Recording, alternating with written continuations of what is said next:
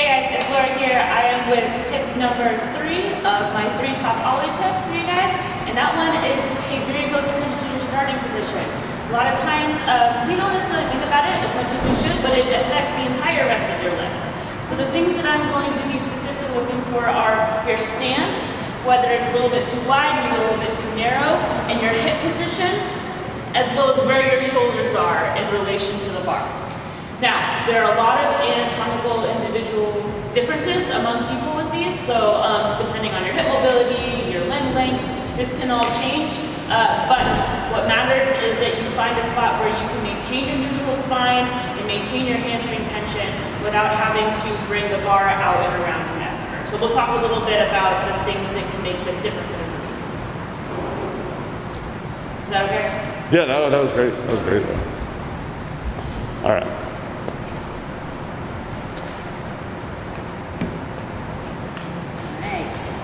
Good. Can you, am I like in the shot? Yep. Okay.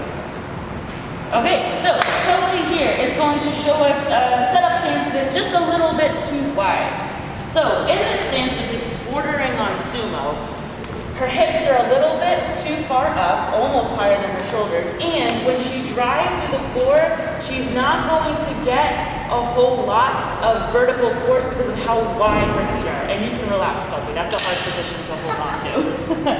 The other thing about this stance is that when, sorry, is that when she comes up to her kneecaps, see how wide her feet are? That's a really awkward position to hold on to, and it probably doesn't feel super comfortable. No, feels awful. Feels awful. She has nowhere to jump out to get into. Once she pulls underneath the bar, she has nowhere to jump out to her squat stance because she's already there or even past it.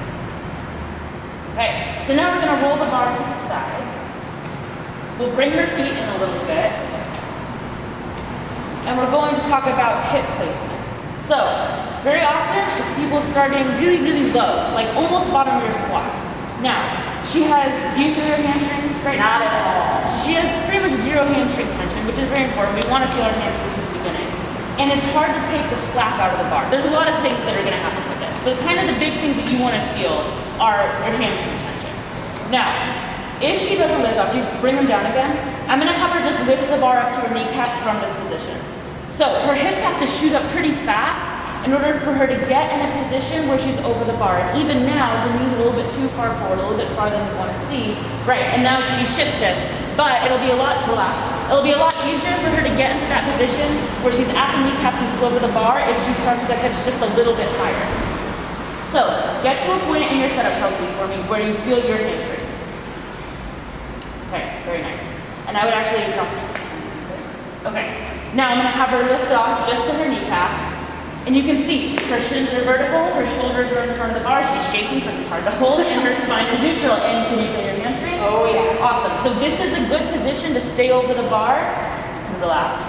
And it was just by adjusting her hips up a little bit. All right? Anything you want to add about the difference that you felt between the two? You should be shaking. If you're not shaking, you're too relaxed. That was hard. Should be hard to hold. All right, that's it. Thanks, guys.